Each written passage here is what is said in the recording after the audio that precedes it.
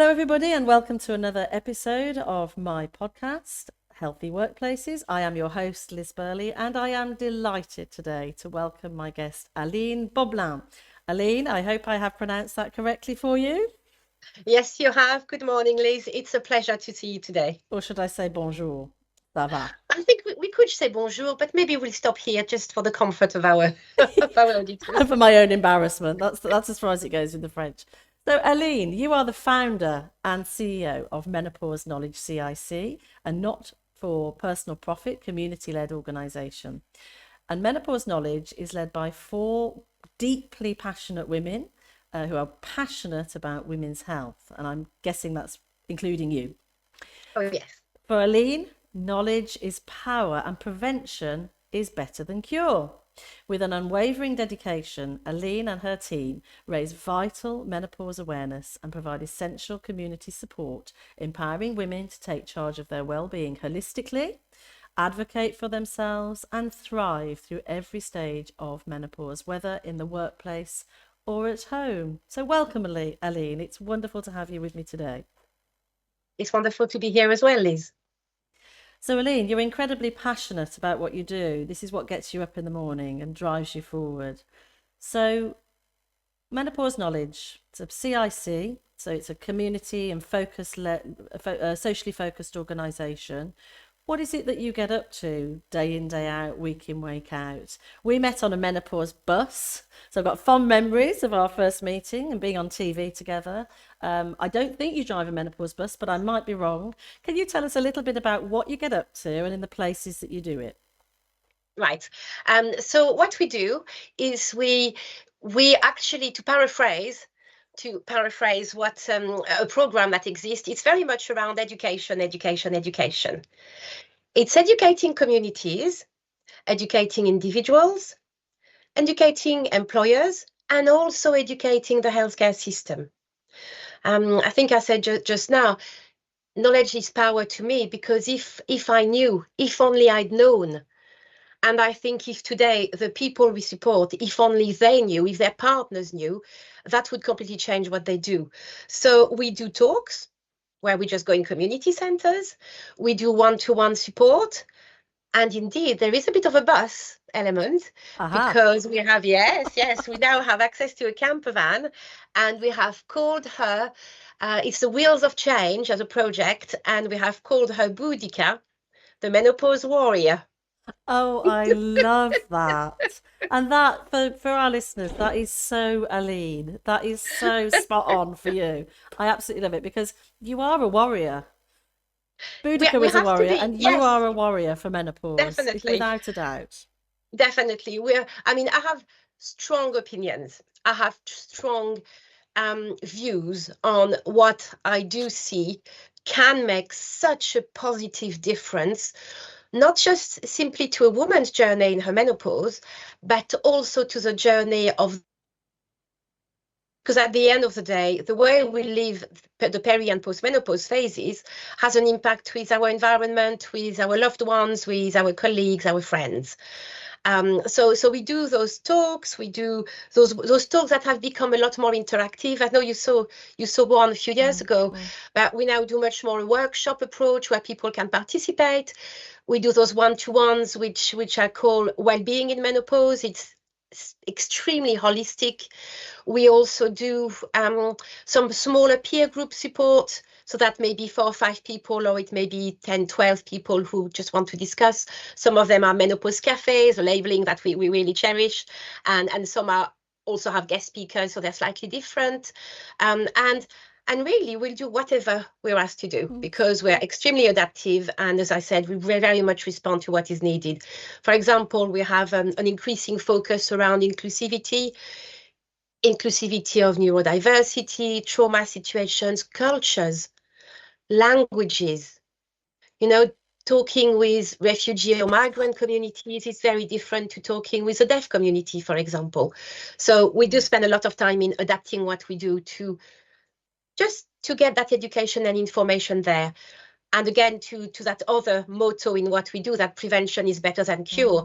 It's again on the earlier we can address or anticipate the normal peri and postmenopause symptoms, the better we can live them and potentially avoid them, as Mm. well as avoid the health conditions that are related to our normal aging process. But there's a lot we can do to delay a lot of that as well. It's an incredibly vast subject, this, and I think, there's a lot in what you've just said about reaching different audiences, different cultures, different learning styles, different places in the community. You're somebody who knows your work intimately, and I think, if we think back about think over how knowledge and education in relation to menopause has evolved in, say, the last 10 years, for example. Yes. We've worked at pace, haven't we? We've learned a lot at pace, and the conversations have accelerated at pace.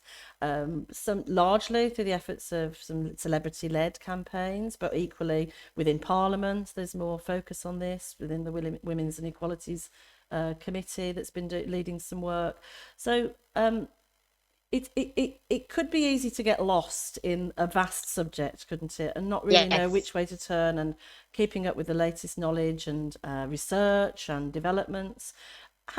Just a question for you: how do you stay ahead with your own professional development in this space, so that you can lead the thinking on it and communicate best practice and latest developments in education? Well, there's first of all, there's a lot of myth busting, Mm, which we focus on sharing that myth busting, making sure people have reliable evidence-based information themselves on what is known and has been known for quite a while. Um, it's also, it's interestingly enough, part of what I do to research is to Google stuff and see what kind of misleading information Mr. and Mrs. AI may be coming up with. Because very often this is what someone will see first of all. They'll put mm, something around their brain fog or on their challenges at work. They can't concentrate on Excel, or they find they work so much better maybe at 4 in the afternoon, or maybe it's the opposite early morning. And they put those kind of things there, and they may get some pretty scary stuff like you've got dementia, for example. mm, Or they'll start looking at hormone replacement therapy, and you still see this completely defamed information around you can only take breast HRT for a few years, you must never start after 60, or you're going to get cancer. And all of that research has proven that this isn't the case. Well, that's really So, interesting. That just picking up on that alone is really interesting, because often when you speak to people, that's the first thing they mention about HRT. It's still there at the forefront of people's fears, yes, or their, yes, the barriers to HRT. Oh, no, no, no, it's a cancer risk. So it's quite difficult to break through those messages, isn't it? And I suppose a lot of what you do is about breaking through, like you say, the myths and the stereotypes. And I yes. think the other thing I wanted to just ask you about quickly is your view on, I don't really know what to call it other than menopause washing, and Oh, I might be doing gosh. that, the industry a disservice here. But if we think about the last 10 years and the opportunity to sell products off the back of various campaigns, we're now awash with things that we can buy for menopause. How on earth does any individual make an informed choice about all of the things that are available to them, whether it be HRT, Hair coaching, products, hair, coaching. skin, Yes, hormone supplements? yes, yeah. What does somebody like So, you think about all of that? well, interestingly, that goes back to your previous question around research. So not only do I, Google a bit, or I don't mean specific brands, have a look at what the web is throwing at us. I do a lot of reading, and I follow certain medical professionals who I respect and trust, and who are continuing to research without an arrogance in terms of I know the truth, because none of them do. Scientists constantly look at understanding information over and above what they found so far. So that research element also educate myself and talks to that meno washing, because when you look as an individual, as a woman who's realizing my hair is thinning down, I have no idea why. Oh, maybe it's menopause. I have 2, 3 menopause shampoos to choose from. My goodness, they are so expensive. Compare the content Mm, to the same brand without menopause on it, and you'll actually find out it's the same. mm.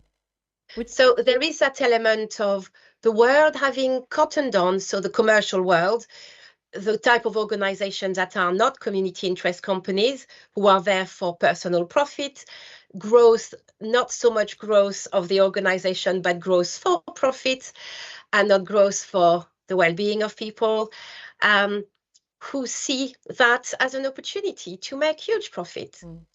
And it is shocking. I mean, I'm outraged, and I won't name the person, but some statements made on LinkedIn, being the professional arena that we're very frequently in, saying, oh, it's okay because at the end of the day, those women will cut it on. It will only last 5, 10, 15 years, and they'll realize those products are no different. That's not right. But that's not right. It's not ethical. No. It's actually extremely angering, because when someone like myself, I have been through a phase where I had hardly any hair. No, not any, but so thin, very, very thin at the front. Didn't know how to put my hair up or down to just look what I considered was my normal self. And I actually find that insulting to be utilized, because I am more vulnerable and I'm so desperate to find something that will work for me. We're talking hair care products, but it could be on the coaching side. It could be on accessing menopause clinics. Unfortunately, the biggest sector to educate, in my view, is the healthcare system. I come across pretty much every week women who are told by their GPs, HRT is scary. Go the natural route. You're going to get cancer. And that is pushing women to try and access other medical professionals, because a clinic in the NHS will be, I don't know, I think the clinic in Birmingham is only 77 weeks or something like that waiting list. This is And the majority NHS yes, provision, yeah. And we just don't have those funds. No. We don't have those funds. But I understand, having looked a bit more into how expensive it is to be set up privately, I understand why there are certain costs associated with the fees you have to pay. To some extent, there are some people who do it slightly higher than others. Yeah. Yes, there's an exploitation there. And we shouldn't have to do that. So to answer your question, I'm actually appalled at what is happening here. When you start looking at other conditions, you will see there is that element as well, maybe a bit with others like diabetes, but not to the extent of menopause. Let's remember, women represent over half the population. It's a huge market. And the commercial world is making its hay while the sun shines, I suppose. Can I move on with you to talk about some of the issues that you educate out there in the community about, and some of the things that I know you're very passionate about because of the conversations that we've had. So one of the aims of the podcast that we're recording here is to think about how women can be supported at work through various stages of life, but we're thinking about menopause today. And we've heard a lot in the news about this topic in the last few years. And there are moves afoot to produce, to require employers to be more supportive in various ways. But first of all, if we strip it back, what do you think are the ways that a woman can be affected at work by menopause? And you bring your personal experience into this, don't you, Aline? Very much. So what are the impacts at work during this phase of life? There is now a realization that women more and more, maybe not more and more frequently, but realize, or their medical professionals realize more and more frequently, that a woman is impacted first by psychological and cognitive symptoms. And that's because a hormonal change happens, first of all, in the brain. Okay. So that's fascinating. As a first mythbuster, we are always assumed that it's the physical side. Periods dry up. That's the first sign that you're going through menopause or dry skin or whatever. No. Yes, or hot flushes. Yes. I'm not saying, obviously, we're all different. There isn't a one size fits all. But when you think that the perimenopause phase naturally starts between your mid-30s, late 30s, start of 40s, all the way through to mid-50s, depending on who you are, very often that is what a woman will feel, that I'm a little bit brown foggy, or I don't really have the confidence to apply for a new job when before I would have really wanted to, or I just feel a bit intimidated by my peers. I cognitively feel what I was doing before is a little bit harder. And I don't really feel quite like myself. I'm feeling down at times from 1 minute to another. And that's not really me. Or maybe it might be a little bit more irritable and maybe more biting somebody's, just being very reactive in the workplace and having tensions, when before I would be able to deal with that more calmly, or not even get to that point. So I can see that I had that element, but obviously I didn't know at that point in time. And the reactions around the person who's experiencing that can be also quite stigmatizing, because they don't understand what's happening to the change behavior. And there isn't the obvious signs of hot flushes, for example, where you can say, oh, there you go, we're going to label that woman. That's it. She's past it. She's menopausal type of approach. Again, not something I equate with at all. So very much difficult to relate to. But aside from those cognitive symptoms, of course, the physical symptoms are complicated to live with in the workplace. If you're someone who starts experiencing flooding, so when your periods are a little bit all over the place in terms of duration and when they occur, and you have immense lots of blood that you feel, if I get up from my chair, it's going to go everywhere. That is terribly, it can be traumatic, especially if you're in an all male environment where you may not have the confidence to advocate for yourself or to be your female self. It could be those hot flushes as well in an environment, in a big office where you can't control the temperature. Remembering that, again, it's the brain.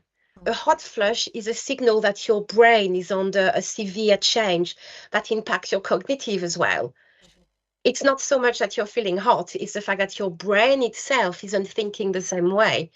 So yes, it can be really difficult for women in the workplace. And I've seen that for myself. My own situation was much more around the cognitive side, and a lot of it triggered by the lack of sleep, with the impact of menopausal insomnia on my ability to work well. Right. Okay. And that did that. I mean, I don't want to get too personal here, but did that play out in terms of you sort of performance declining, and inability to kind of show up in the way that you did before, and then career sort of Yes. career ending? It wasn't, well, it was to that extent. It's because my perimenopause was misdiagnosed for 10 years. Okay. I was sent from pillar to post. I saw so many specialist consultants, started taking loads of medicine when I don't really tend to use medicine. I don't consider HRT as medicine per se. To me, it's a supplementation, similar to if someone is diabetic. At the end of the day, menopause is female midlife onset hypogonadism. You and I have had this conversation. So what was I saying? Oh dear, I'm menopausal. I've forgotten. And so am I. Yes. So in the workplace, I did find my work relationships were more difficult. I actually had some fantastic career progression during that 10 years, thanks to primarily one fantastic advocate for growth of women in the workplace, a gentleman whose name I won't name here. Well, actually, it's Colin. What is his name? But because my symptoms were not recognized as menopause, I couldn't access, neither on the lifestyle nor on HRT, something that could have helped me, and I ended up derailing. I wasn't showing up for myself. I was barely showing up for my teams. I was less efficient, probably normally efficient for others, but to me, less efficient, having to work longer to have the same impact. And in the end, I derailed. So I lost a 26-year relationship because I couldn't advocate for myself, and also because it was simpler for my employer at the time to offer me redundancy point of recovery. I was in recovery. And I think other people experience that, maybe not to that extent. Again, that's why we do what we do. And I can see now what could have been done differently. No, this is really interesting getting into this, because and forgive me, I've pressed you a little bit on your personal situation. I hope you don't mind me doing that, just to bring this issue out, really, because there's a tension here, isn't there? And we're getting into some nuances around what employers want, but I think it's a conversation that's worth getting into. There's a tension. Employers need people to show up and deliver. That, and they need certainty, and I get that. as an employment lawyer, Yes. I get that. Women in this age, this phase of life, need support, perhaps a little bit more support than they might have had previously. They might need some time off. They might need adjustments in the workplace, and there's a basic tension there. An employer might say, well, that looks like sickness and ill health to me, and I don't know how long this is going to go on for. This could be 10 to 15 years. Why should why should this business support that for the long term? It's easier for us to just deal with it, like you said, as redundancy. Let's just put it in a box and let's move on. What is the benefit to employers of taking a different approach here, being more holistic, being more long term, and giving women more support in this space, and acknowledging that support could look like many different things. It's not a one size fits all approach, and at the end of the day, it's going to be a cost to the bottom line for the business. Yeah. So I'm going to flip that. We're focusing here on women, and that's very natural journey that women experience. How about talking about the mandate for employers to look at the well-being of their staff, generally speaking? Because by having a workforce that is well, they're going to tap into the immense potential, not potential, but the effectiveness, efficiency of those individuals. They're going to retain them and not have the 40 to 50K that you have to fork out to replace someone. They're going to have loyalty and continuity, and someone who feels taken care of in a workplace goes over the call of duty. So if we actually approach in the workplace a well-being, let's say, policy that is inclusive of any situation that an employee may be facing, that will also enable an employer to tick the box legally, because an employer has a duty of care towards the well-being of their staff. I think we're on a winning streak. And then we end up in a situation when we are not talking about supporting women in their menopause. We're talking about having a well-being approach, a policy, a set of procedures, talks, sharing guidance, information, occupational health. Don't worry. For our listeners, Aline is a little bit under the weather today with an ongoing cold, so she needs a sip of water and a little cough. Yes, Carry I have on. a little cough indeed. I have a bit, maybe a frog in my throat, A which frog? is quite appropriate, being French. Haha. I think if we twist it around in this way, then we end up with looking at having these, what I was talking about, plus occupational health, plus potentially reasonable adjustments. But reasonable adjustments that would be no different to someone experiencing cancer and working, someone experiencing caring responsibilities and working. And that can happen to pretty much anyone nowadays. We're working until 67 and our parents are still here. So the likelihood of not having caring responsibilities is quite low. Someone who has young children and needs to have a little bit of flexibility, and more than that. So I think if we flip it around and we don't label menopause as, oh my goodness, what a difficult time for me as an employer. I don't know, in the NHS, what is it, 75, 80% of the workforce is female, maybe a little bit less. What am I going to do with all these women? I'm not going to make them all redundant. If about 50% of my 65 and my 70% are over 40, I'd better take care of them, and I'd better have something in place that, again, is preventative.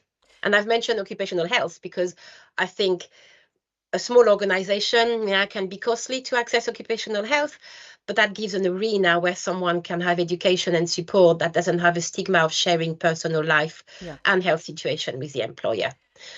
So you know what I'm hearing, in a sense, I'm thinking about what you're saying really carefully, and I'm hearing in a sense that there's always got to be a why for businesses, isn't there? Why bother? Why is this important? I actually think there's a democratic, well, yes, there's the basic bottom line. The bottom line. There's the productivity and efficiency and delivery of business objectives, success. But I think there's I was going back to call it a democratic imperative. I mean demographic imperative. Yes. Which is that you've just mentioned 67. You've mentioned the the aging population, parents living longer. We know there's a population crisis, that, younger folk are deciding to have fewer children, not so many people coming into the workforce to prop us oldies up. It's important, isn't it, for this aging population to be able to continue working? It's Yes, imperative for employers. it's imperative as well because women are the fastest growing population. Women at 40 plus. We're representing more and more proportionally of the population for a number of reasons. One of them being there aren't as many coming at the other end. Exactly. And the expertise, the experience, the variety of experiences we have as women as well, because not only are we driving forces in the workplace, but we tend to be driving forces in the family side of things as well. So we do bring those subconscious project management abilities Absolutely. simply by being who we are, and that nurturing estrogen driven personality very often that many of us women have. Again, I'm generalizing here and not offending anyone because I know we're all different. So to answer your question, there's immense benefits in anticipating the menopause situation and having a well-being approach that is inclusive of the menopause journey. Wonderful. I think it's a great aspiration. I wonder if this is a large employer's game, because they've got the resources and the wherewithal, the buying power to provide some of these things. If you were talking to small businesses today who are listening, Yes. is there one thing, or maybe one or two things, that you can suggest that they can do that are simple and don't cost the earth to help women in their workforce? Yeah, I would say there's one which is quite obvious. There is an organization called Wellbeing of Women. It's a charity, Yeah. and they have a pledge around menopause workplace pledge. That's what it's called.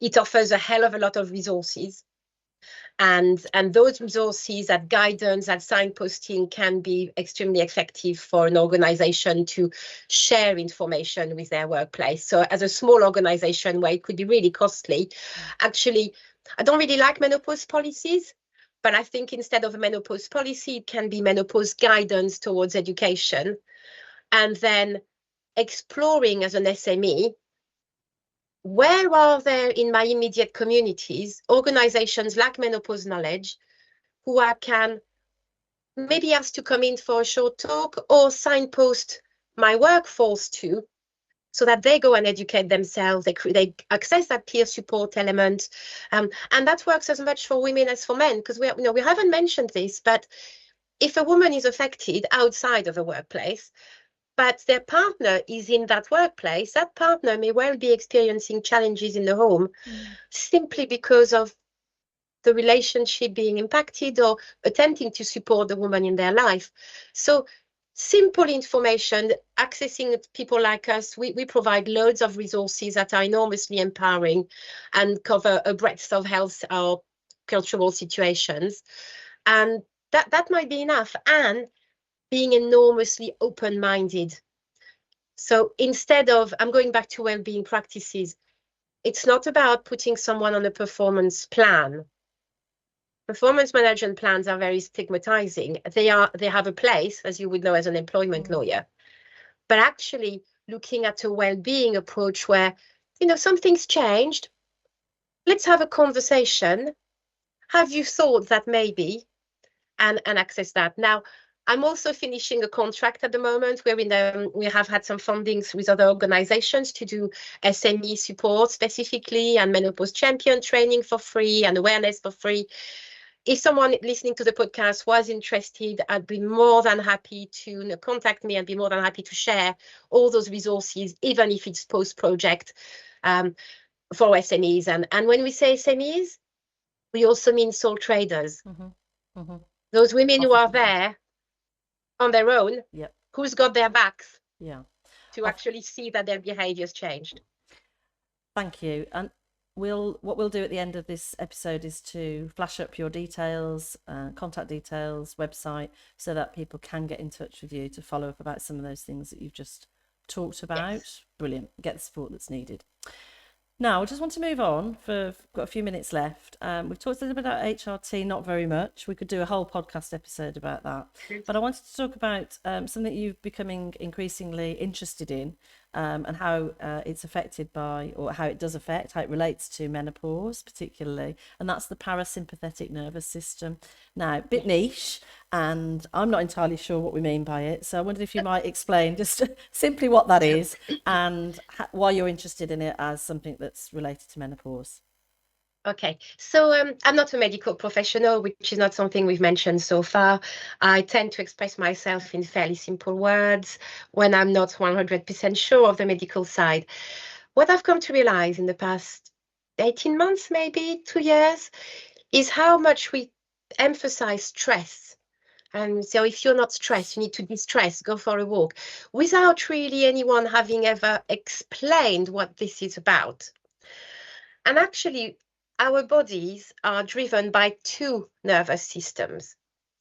We have what is called the sympathetic system, which is a fight or flight, which is the what do I need to do now to protect myself?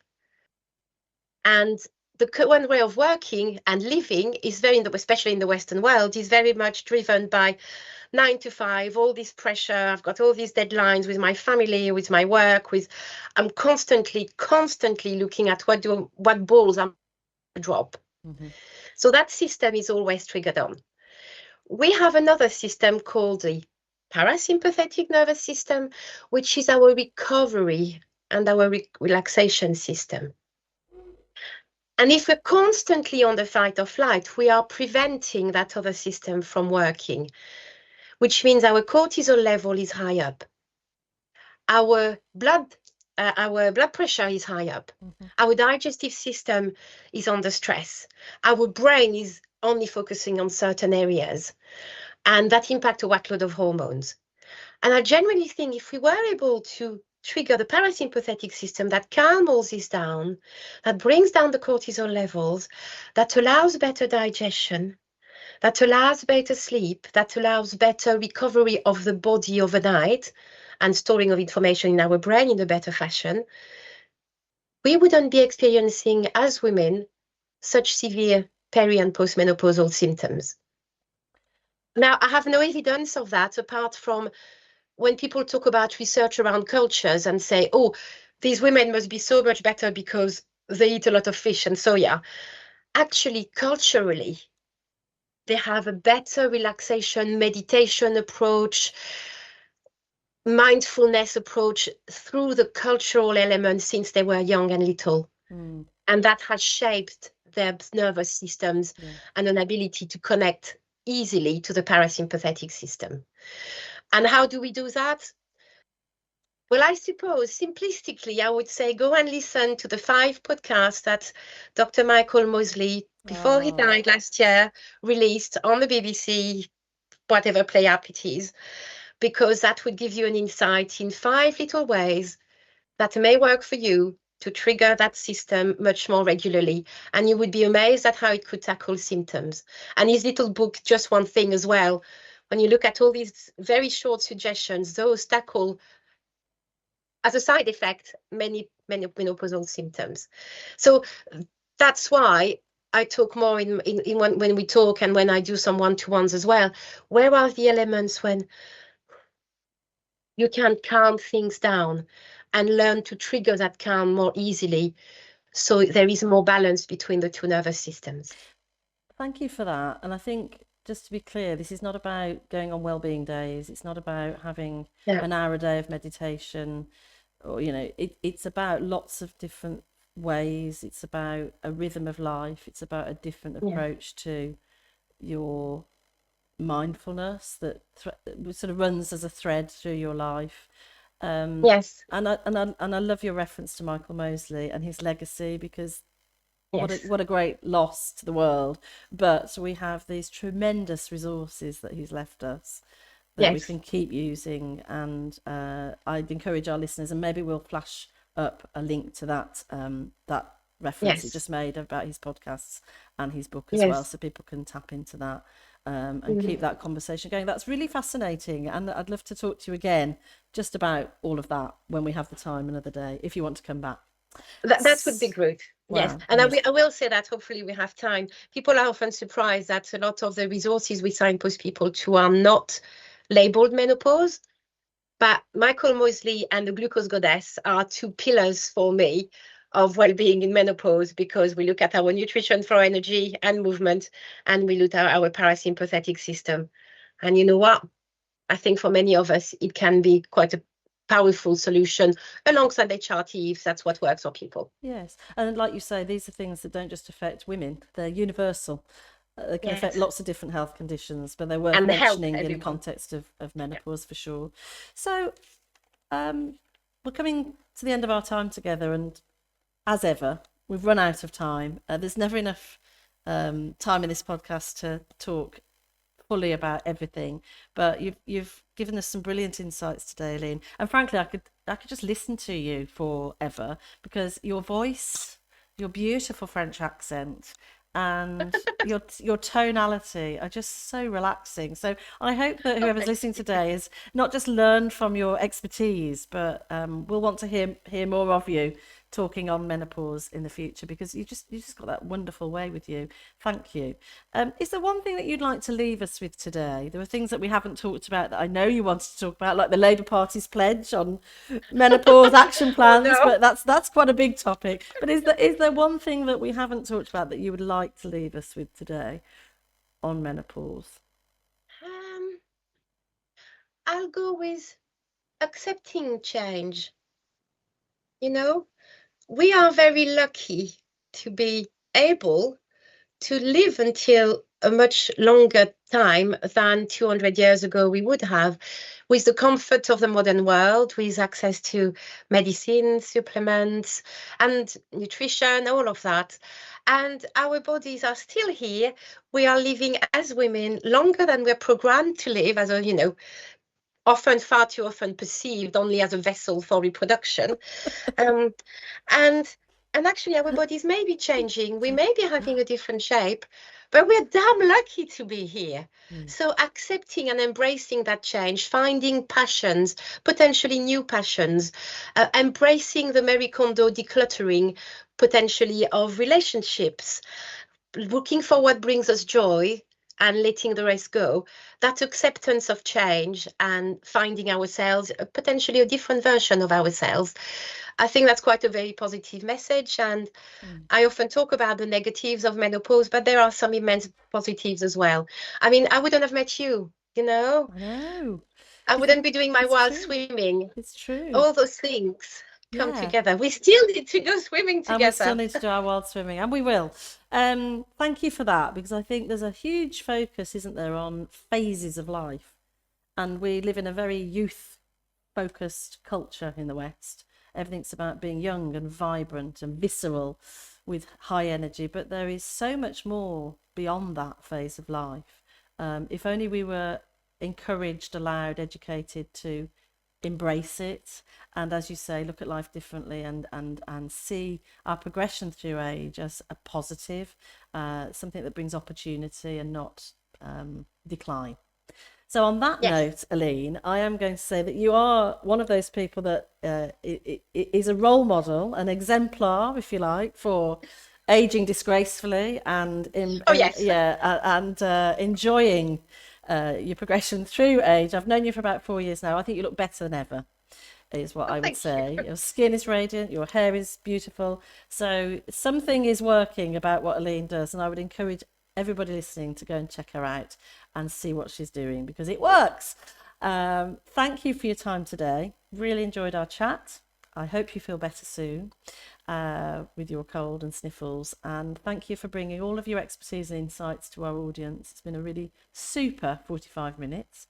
And I wish you a good day. Thank you. Thank you. And really grateful to you for having me. And I hope we meet again soon in this arena. Thank you. Thank you, Take care. Elaine. Bye bye. Bye bye.